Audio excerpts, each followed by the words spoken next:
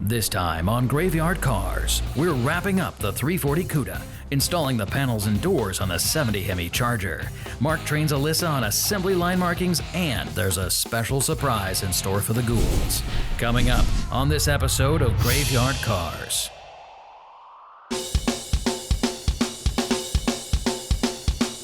Things have really been rocking at the new shop.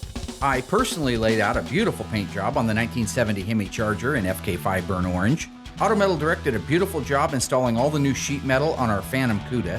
We finished the 1970 383 CUDA, and Mark and Elena Daly could not be happier. With my daughter Alyssa, my old buddy Will, and the newest ghoul to the team, Dave, we have been turning and burning like never before.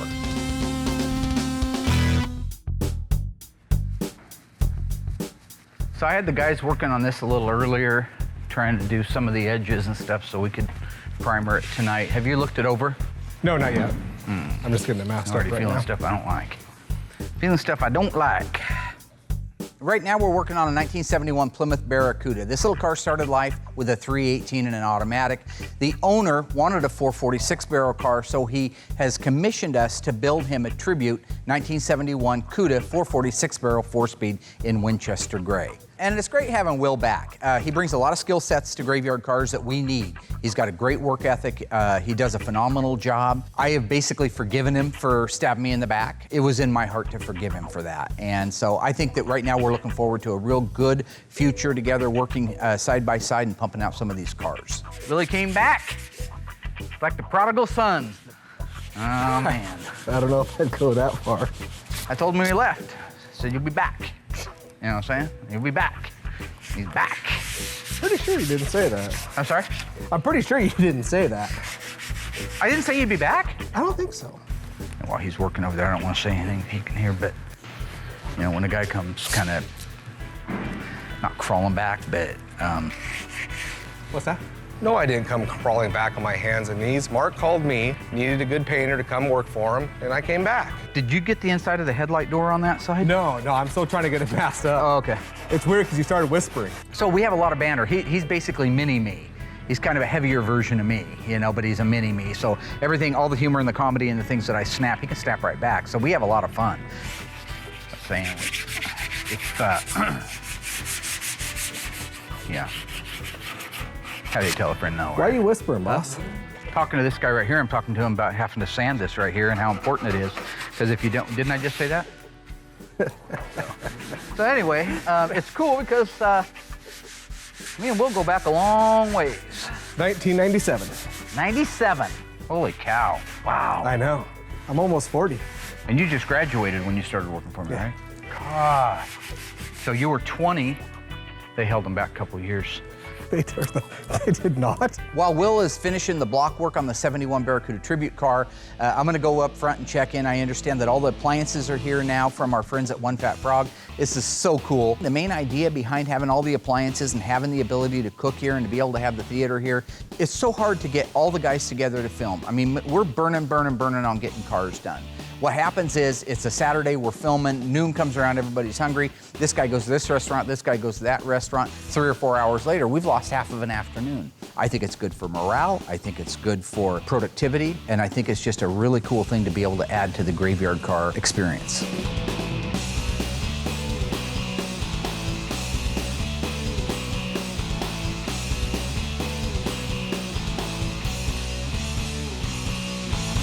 Huh?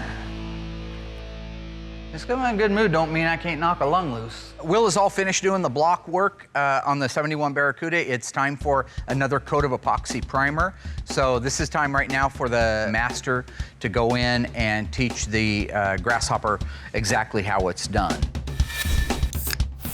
All right, so if you'll mix up the primer, I'll go get the masks. I just bought us 2 new masks.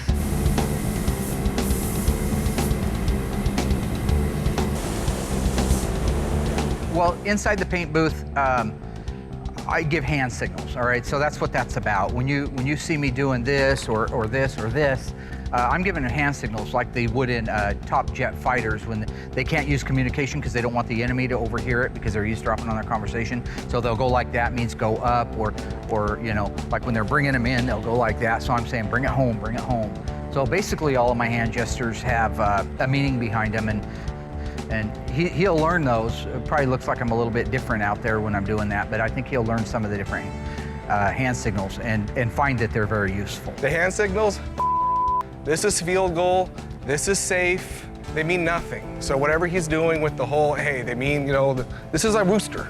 You know, you put your hand, that's a rooster.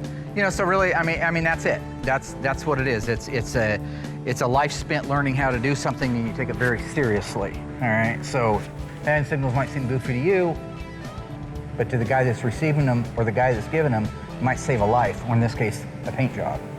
So. Danger zone.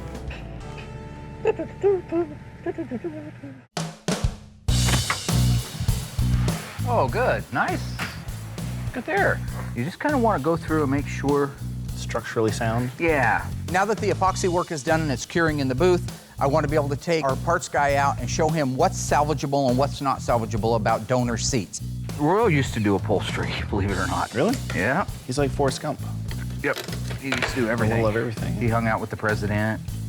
He played ping pong. Yeah. Yeah.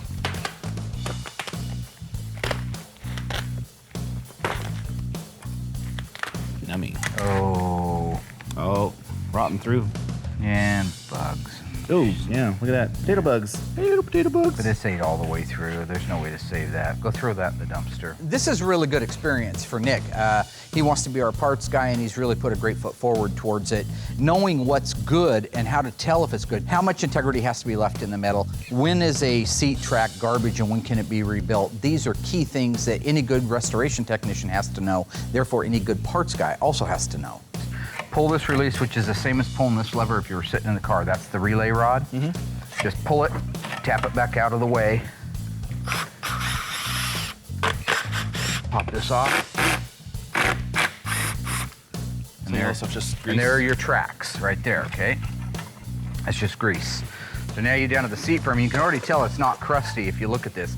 It's been reupholstered. Obviously, they didn't have velour back then. But look, you can still see the nice black paint on it. So why don't you go through there and cut all your hog rings. Nick has a really good idea now as to what's going to be salvageable and what's not. So I'm going to cut him loose to do the rest of the disassembly. Meanwhile, I'm going to go get together with the rest of the team, go over our progress board, and get the week lined out. This is going to cost somebody a dissension. Yeah, I don't know who drew those. Yeah, I think I do. That was me. We actually have a pretty busy week this week.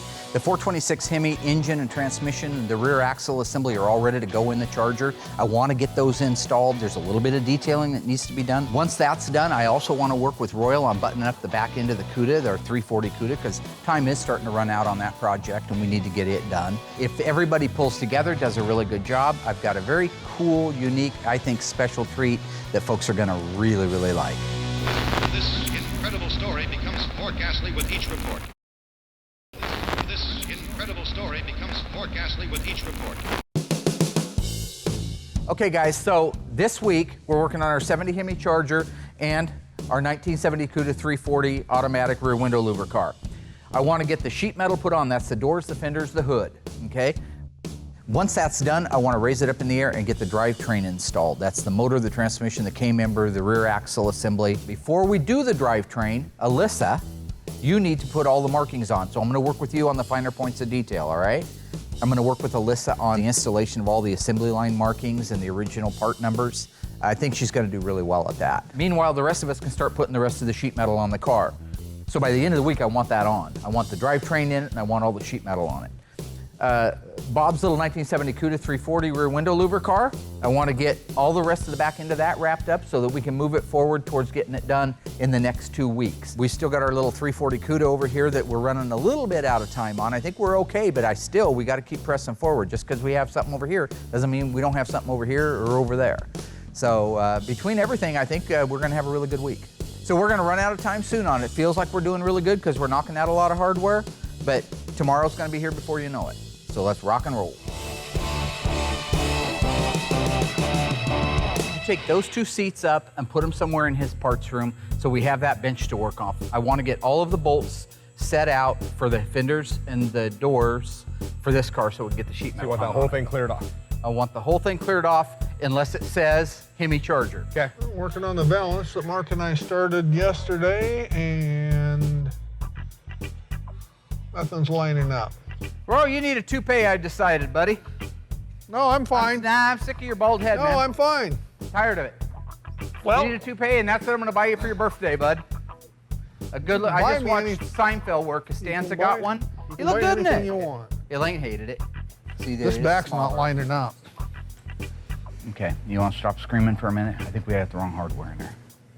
I think these are okay that we did, but I think these are too big. Look at the factory size of the stud. See, that'll allow us, I think, more latitude. Gosh, those are so small. Nice. That will allow for more adjustment. It will, yeah. where do you want the 70 Charger parts? They can just be out. This can all be here then? Yeah, we're looking, what I'm gonna be looking for is the hardware that holds the doors Right and here. the fenders on. So you're gonna need to get things out. Okay. And we're gonna need door latches too. Okay. You're butting up against it right there. This doesn't go anywhere. That should move over a little bit. It fits the hole perfectly. It does there, not when you move it over. The thing about the Valance is the body men should always take the time to pre-fit them. In this case, they didn't take the time to pre-fit them, so it means extra work for us to be able to get the style lines on both sides to line up, along with lining up with the center bracket and the rear body panel. We'll get there, it just takes a little bit of extra time if the pre-fit isn't done. Mark thought these were the right ones first, but as it turns out, they were wrong. These were for the Valance clips, and Mark was guessing that these were right, and they're not for this car. They're right for some of the B bodies, but the E bodies use the smaller one and the smaller clip. That way it gives you a little bit more adjustment in the balance. Yeah, I did have the wrong diameter of stud, but at least I knew that it took a stud, okay? He would have been putting bolts in there. He'd been wrenching it like crazy trying to get into this no access area. And Royal's just looking for any chance that he can be the man. Once you get the rhythm, once you get her going there, you Come know. on, get rhythm. You got none, buddy. Huh? I got more rhythm than you do. No, you don't. Yeah, I do. Roy, you haven't got any rhythm, bud. I'm sorry. I see chattering your teeth and tapping your foot to the ground nervously is not rhythm, bud. Rhythm, you see me dance, okay? That's rhythm. We've all seen you dance. It looks like a spasm. While Royal and I are working on the 7340 CUDA rear valance, I've got Will out looking for the correct hinges that were pre-fit already for the doors for the 70 Hemi Charger. Will has been doing an outstanding job. He's a team player. He's working his butt off to make this work, and I'm very proud of him. No hinge. No hinge. There's 2 boxes over there, Damn it.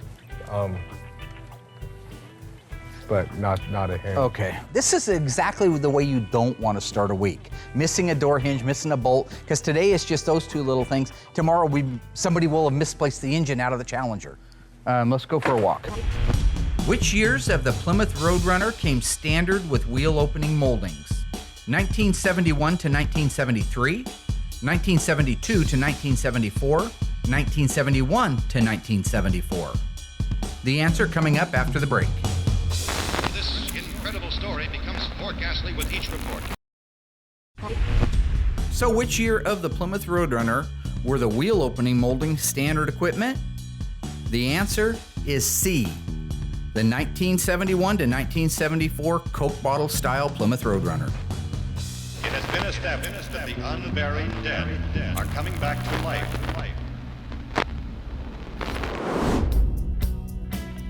And this is the only one that you have? Yes, sir. And I went through the 2 boxes that are underneath Dave's bench. All right, let's go see if we can find one. I think I saw another one of these upstairs. But the parts room, once again, has saved the day. Being organized, having everything in place. Now we can get back to working on the car, get the doors installed, get the fenders installed, and get the hood ready. Yeah, that's it. Oh, sweet. Yep. Left and a right. Look at that. These hinges can go a multitude of ways, so I'm just sending Will out back, look at a 68 to 70, and see exactly how they went on from the factory. There's a chance, there's always a 50-50 chance I'll put it on the wrong side. I just want it to look exactly the way it did at the factory. The rollers and the little check bar go down on the left-hand side, and they go up on the right-hand side. When you're actually out there putting them on the cars, you say, okay, which way was it? Was it upside down or is it right side up? Are those still pretty accessible with the dash in? No. You don't set these now, you're screwed. You know, Will brings up a good point. You can put something together and it'll work, but if it's not correct, in many cases, you'd have to go back and take half a car apart to be able to get access to them. So taking your time and making sure that it's right the first time will save you time down the road. You said the driver's side went down? The passenger side goes down. The passenger side goes down. Yes. Just to be sure, you want to put those in? And I'll run out and take a quick look. They're on the bottom. He's crazy. He just walked out and looked at one. They're on the bottom, like I said. That's what I said. Screw you. I said they're on the bottom. What the name of? Rewind it. I said it was. You said the driver's side went down. The passenger side goes down. The passenger side goes down. Oh, you're insane. Can we go? Dude. No, there is no dude. That's messed up. No, I know it went on the bottom. Hand me the other one, the other lower hinge.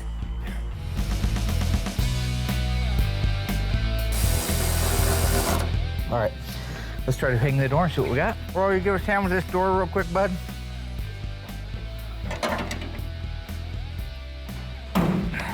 It's in the open position, so it should be coming out about like that. Putting a car together that has one of the most angelic paint jobs like my 70 Charger burnt orange car, you gotta be careful. You don't wanna put a chip or a scratch or a nick or anything else in these things. Taking your time, again, doing it right, being cautious, being aware, that's the important thing. It's okay.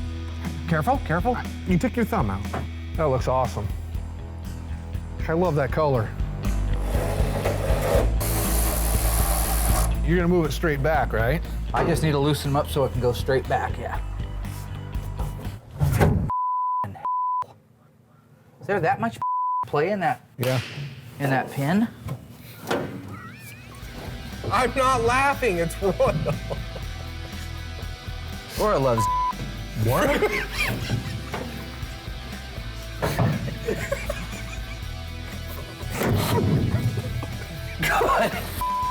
Great. Hey, you're wrecking animal! Settle the down! Don't push it open, you'll keep Go get that blue rag. you'll chip it. Crazy rager. With the sheet metal on the Dodge Charger now and the rear valance all buttoned up and fitting like it's supposed to, I'm gonna go over to the body shop with Will and I'm gonna start blocking out the deck lid for the 70 Dodge Charger. Let's put some foo-foo on there. Some what? Foo-foo, some blocking powder, sorry. Foo-foo? Blocking powder. Blocking Guide powder. Nice hair today, huh? What's wrong with my hair? Looks like a little kid that wakes up on Saturday morning to watch cartoons. Yeah, pretty much. Will did good. He's been painting for me for a while now. He's doing an awesome job, but I want him to be exactly like me, the best in the world. Without the arrogance. Well, I don't know about. So do you want the 150 or So why is it when I point out a fact it's arrogant? I need a 150, please. Because you shouldn't have to tell the people that are watching that you're that good. The people that are watching should already know you're that good. So we're gonna go ahead and waste, because there's body men right now all over the world starving that would love to have that little piece of. Are you gonna send them that piece?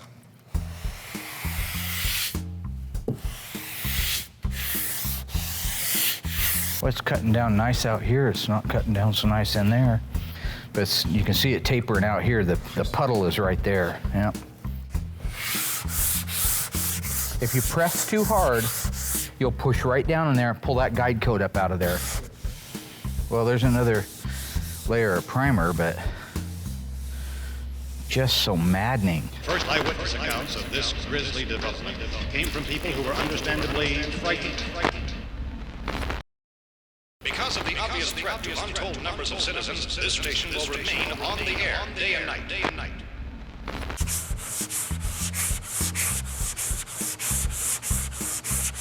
See that? Just low as hell in there. Okay, get me blown off there. I'm gonna mix up a little bit of glaze to put on there. I hate Mopar deck lids. I don't care if it's CUDA, Challenger, Charger, Roadrunner, GTX. I don't care. They're a to do.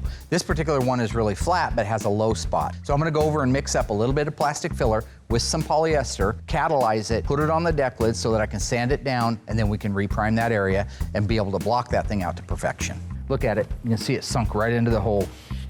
I'm not sure the exact reason behind these deck lids being so possessed. I don't know if it's because there's not much in the way of reinforcement between the inner structure and the outer, if they stretch over the years, if they've been popped before and we just don't know it. I don't know what contributes to it.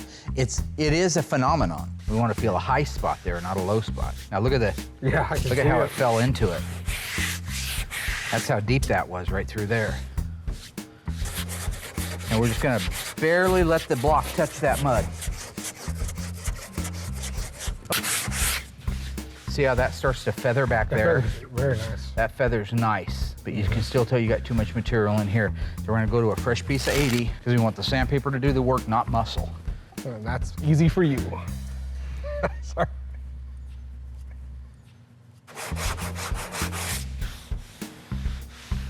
Now feel that. Now go over the top of the center of it. It's as perfect as you're gonna get to feather into the old body work. That's where you're gonna get, and the rest you're gonna bridge. I'm calling it right there. Go ahead and blow that off. I'll put a little bit more on that end down there. Blow it that way so we can blow the shop out that direction. That was the plan. I know it was, Willie. Willie came crawling back to me a few weeks ago. Kind of cool. I just got the word that the transport guy showed up and it's got my 2 new E-bodies coming to Graveyard Cars. One is a 70 CUDA 440, the other one is a 1970 Barracuda Grand Coupe. The 1970 CUDA with a 440 in it, that's a very unusual engine option. Most 70 E-bodies are 446 barrels or 446 packs. The other car is a 1970 Plymouth Barracuda Grand Coupe 318 4-speed. A couple of really neat cars coming in, and I'm just blessed that we have as much work as we do. See, this is a golden opportunity for Will. A young guy, didn't get to work around this stuff much when he was, a kid. I mean, these cars were off the streets. What do you think, Will? We're ready. This is it, man. This is what you dreamed about your whole life. A good portion of your life? Well, you're 12. How long can you dream? Oh, this ought to just whip right into my skull.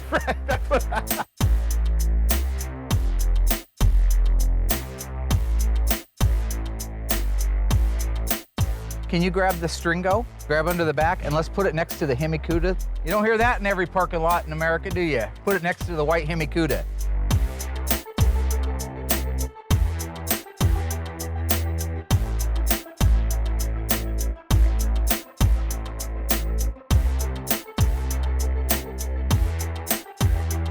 Here we go. Piece of cake.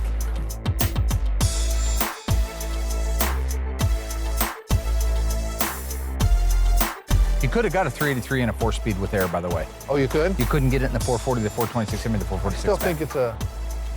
You should be learning this I stuff. know, but you shouldn't be exhausted by it. The second you get all crazy with everything. Why is rattling off a series it's of not VIN rattling, number? it's being ridiculous.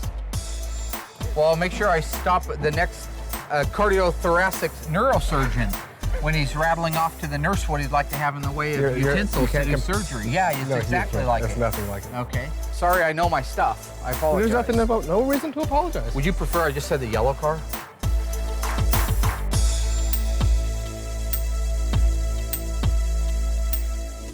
First eyewitness accounts of this grisly development came from people who were understandably frightened.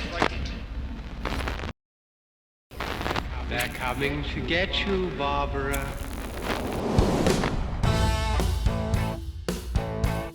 So we're going to start over here with the transmission. These are the details, some of my markings we were talking about. Going over the finer points of detail, I call it, when it comes to putting these cars together.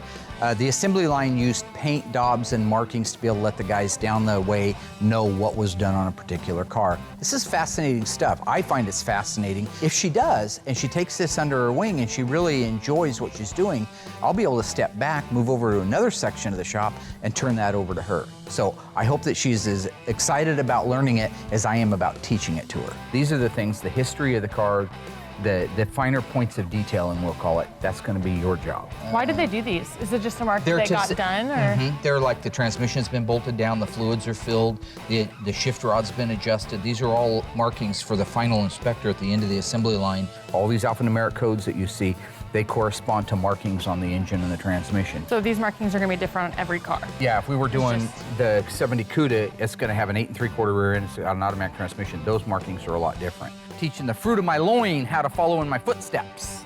My seed. I'd like to be not referred to as those things, please. Good enough. Daughter. So why don't we work on, looks like to me like the X is gonna go on after the numbers go on. Now here he's got it in 2 places. This is usually where I see it, right through here. Okay. So I don't know why this has 2 unless this is an example of somebody just going bat. See these numbers? These are the size and the font. So what you'll see right here is I have those same numbers. Okay. How do you know what numbers to put on that transmission? The book. Okay. Well, let me just take a quick guess. Is it a 6, 7, 8? 678 would be a real nice 23. 23 spline But it's body. a combination of these. It is a combination of those. So you have to go to the broadcast sheet. And what we're looking for are assemblies, not particular part numbers, but assembly numbers. Transmission 676. There's your numbers.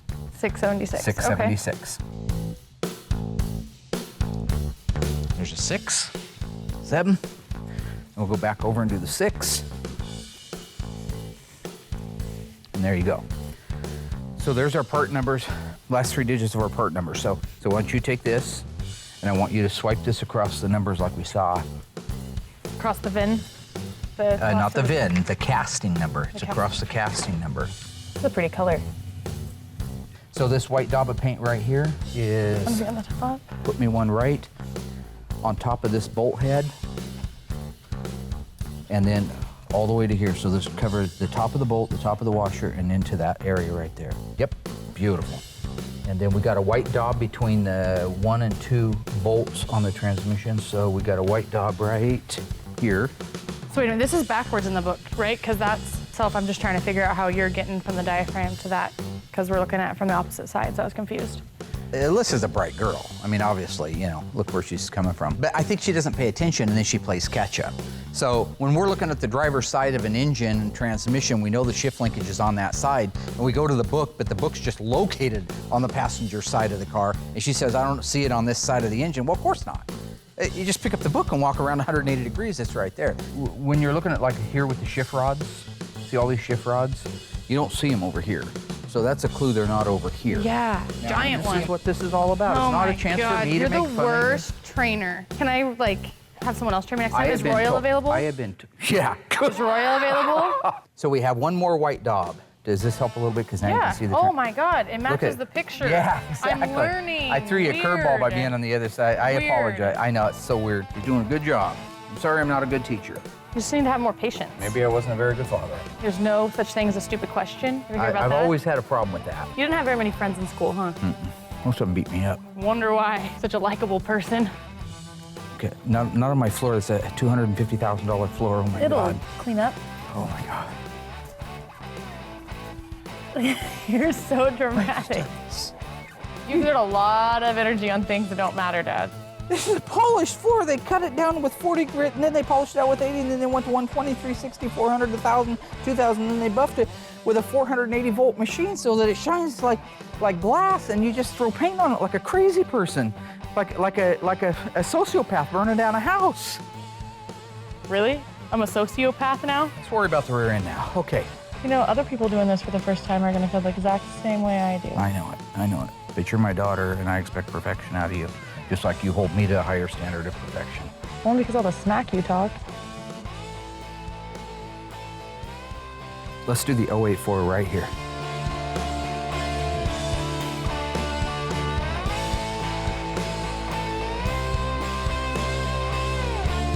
Schlop it. Okay, there's a schlop right in there on that inside of that. No, Oh, dear God, white. wait, Why have you gone crazy? I didn't mean with the yellow, I meant with the white. Why? Was I supposed to know that? Oh, Mama. I'm Oh, sorry, you I are thought so I went a little stressful. crazy. Yeah. Nice job. Give it up. Sweet. Alyssa did a phenomenal job. This is her first time out of the gate, and it's very overwhelming. There's a lot of things, there's a lot of markings, there's a lot of little intricate details. With all the assembly line markings now in place and correct for our 70 Hemi Charger, we can get them installed. We can bolt in the K-member with the engine, transmission, bell housing in place, as well as the rear differential, button up the bottom side of it. And if that goes well and we get that done, no damage, and I don't end up killing anybody, I have got a really cool surprise for the guys.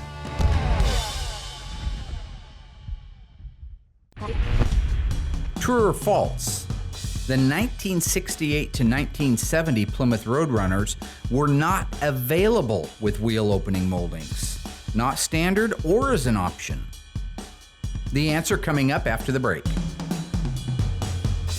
This incredible story becomes more ghastly with each report.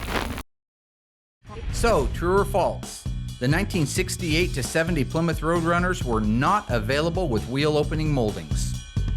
The answer is true. Oddly enough, you could not order an RM package any Roadrunner, 68 to 70 hardtop, post, or convertible with wheel opening moldings. However, in a twist of irony, in 1971 to 1974, they were standard equipment. Because of the obvious threat to untold numbers of citizens, this station will remain on the air day and night, day and night. Okay guys, so what I want to do is get the rear end put in the car first, because remember the counterbalance thing?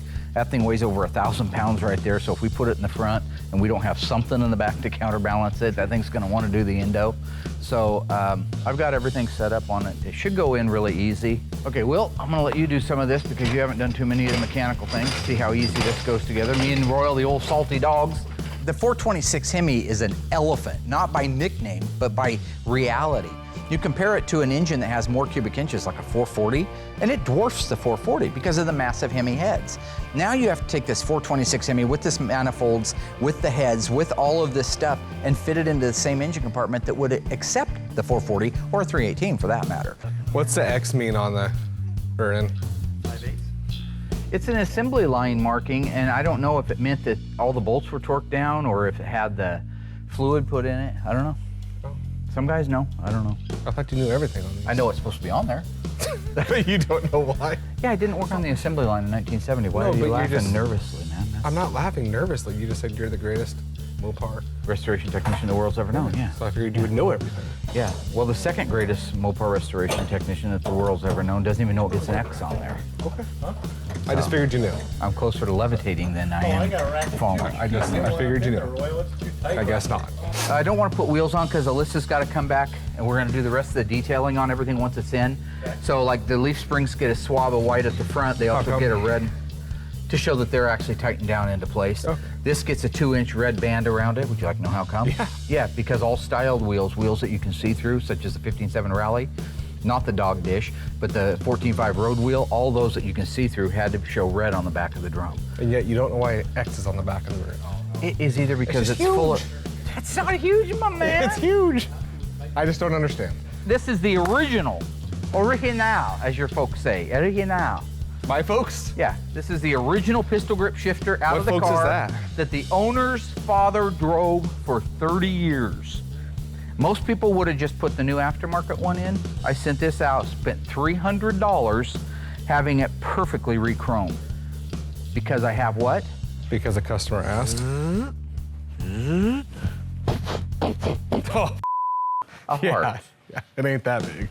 This is the moment of truth. It's a tight fit. You put that engine in there, you do it without damaging anything, we win. You damage the aprons, you drop the engine back out, we take it over to the body shop and start back over.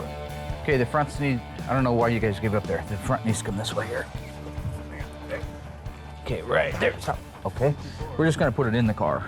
Oh, we are? Not in the car out in the parking lot. Oh, shit. I wanna put it in this car. And watch Will, he wants to push it into the traffic. No, I barely, there's no f***ing traffic. The front's really straight, but the back needs to go over. Yep, I like it. Keep coming. So this is where I think we need to come. We need to come farther with the motor so we can get into the wider part of the second. Because Okay, I understand. I don't want to. I actually think it gets narrower at the front, but I think we're good there, Royal. Looks good over here, barely. barely good over here. That's crazy. Look at that thing fitting there. Look at that. That's insane. Hold up. Does it need to go back? Two in the shorts. It needs to go back about an inch. About an inch. Is where we'll be in. Okay. Hold up. There you go. Hang on Hold a it. second, Mark. I gotta get this tape off. Okay. Go back up a hair. Oh, That's bad shit. Why did you go crazy? What are you talking I'm about? talking about he wanted to go up just a little bit, and you that Hey, big wait. old cement forearm of yours just went. Gentle, finesse. You ever play ping pong? What that? What that? No. What that? No, never. You ever play pool?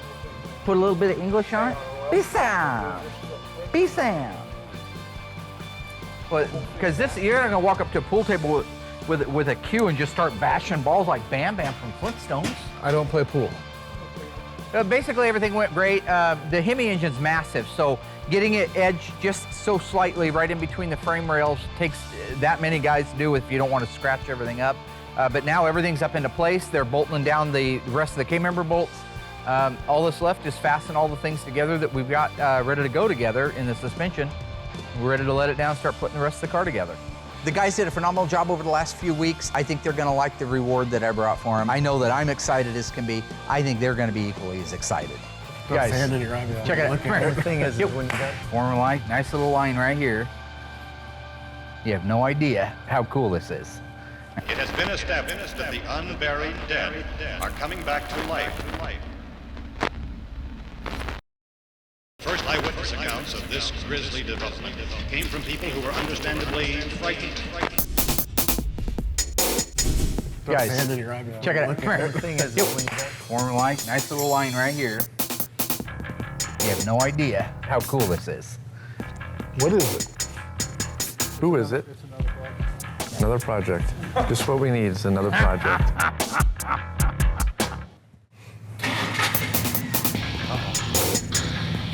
Hey, it runs. That's our right direction.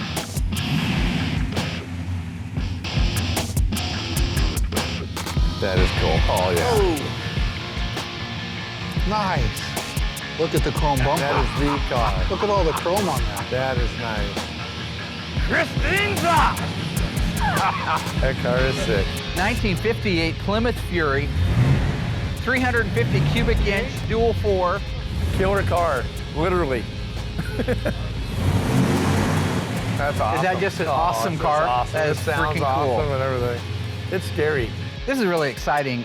For me, I've always loved the movie Christine, so to have the actual one of the cars that played a part in the movie come out and detailed as well and as accurate as this one is just a blast. Absolutely walking around on cloud 9. Look at the single backup light in the bumper. Yeah. Look at those fins. Go They're check, cool, aren't they? check the dude out, man. He is Yeah. awesome. That guy is awesome. That's awesome. Hey, That is cool. roll down your window. Check him out. Okay, that's weird. Yep, that's weird. Yep, there's nobody driving it. What? Yep, I don't know any part. There's nobody in the car. Yeah. There's That's nobody weird. in there. Yeah, yeah. Driven by Satan! Yeah, who's running this thing? Yellow. The guy who owns this car, his name is Bill Gibson out of Florida, Pensacola, Florida. And he's the guy that looks like he's got a big smile and a remote control in his hand. That's the great Oz behind the curtain right there. I know you were panning Royal, on this there is for a Bill. minute. I saw the fear in your eyes. Man. I could tell. I think that was I could awesome. tell. It's a Cars don't drive Okay, themselves. Christine, go ahead. Take a break. There we go. Thank you, girl. Awesome. Yeah. Bill Gibson, this is my beautiful, lovely, significant other, Christine. Been in contact with Mark for a while, and Christine insisted that we had to come down and visit you guys at Graveyard Cars. Bill really went out of his way to make this happen. This is one of those lifetime experiences that we'll always have at Graveyard Cars. It'll make it into one of our posters. It'll be in our kitchen or our lobby or one of the other areas that we hang out, because this is part of the fabric of the life of Graveyard Cars. This is considered a classic car, but it's everything a classic car should be and more. I mean, it's red and white, which is the ultimate color. Got awesome lines. It's got the fins, which is, distinguishes that era, and all the chrome. And I mean, it's cool. The tinted windows make it look so mean. The headlights flashing, and it's a cool car. I think Christine's really cool. I mean, how often do you get to be this close to a real movie car? This is really cool to me because seeing this car is a 58 Plymouth, and I had a 58 DeSoto, which is real similar. Just really big, round-fendered, big fin, sexy car. Can I open this side? Sure, go right ahead. Oh my gosh, can we sit in there? Sure, You sure? go for it. Just watch that seat.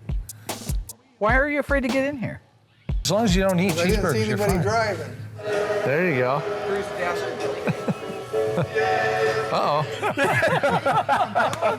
But when that seat started rolling forward, the expression on his face was priceless. That was awesome. I need, Hey, it's on fire. It's on Is it supposed to be smoking like that? Can I get out now? call y'all. Yeah, it's all fun and games till the 52-year-old high cholesterol guy flops. I got medical problems, man. I know everybody wants to make it like it's some funny thing that I actually freaked out when the seat started moving. I knew it was going to move. Of course you didn't.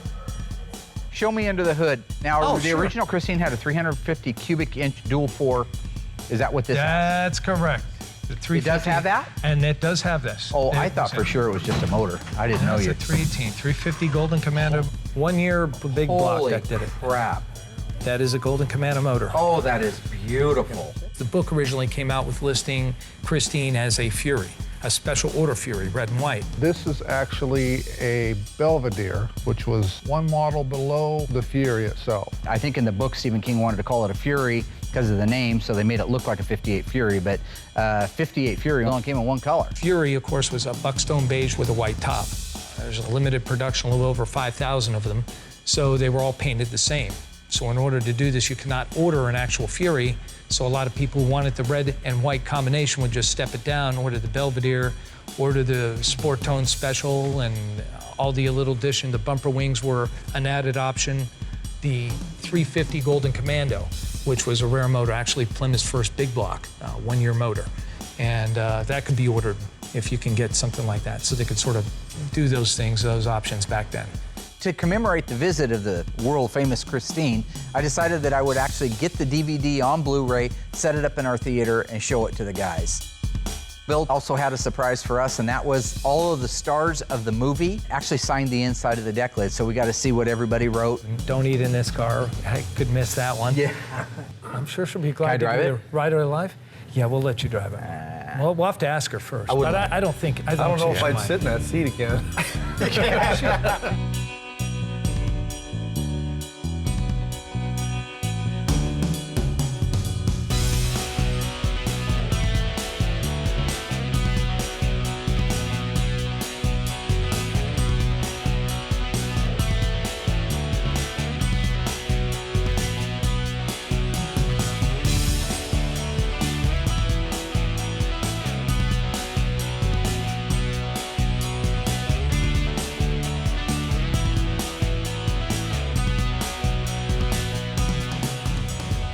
It was great having the mayor out. I think that was awesome. It just shows that we're a little town and we all stick together. I'm Christine Lundberg. I'm the mayor of Springfield, Oregon, and I am here because I wanted to see the car Christine. I'm Christine. I mostly know Mark because he volunteered to have cars at our Christmas parade, Well, which I'm is a celebrity. because, okay, start again. I know. Thank you for coming out. I want to show you this beautiful car. She's a very jealous girl, I will tell you that. I know. Who's laughing? Why are they doing that? What was that? Christine. It's Christine. She's got a male voice? Yeah, you're comfortable for now. She gets very mad.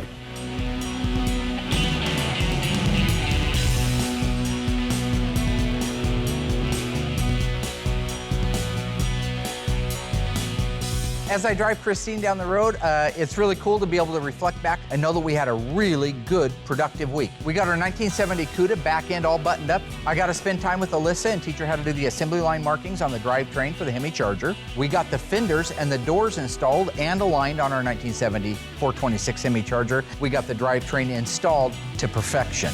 And to top it all off, we had an absolute blast visiting with the one and only demon-possessed Christine 1958 Plymouth Fury.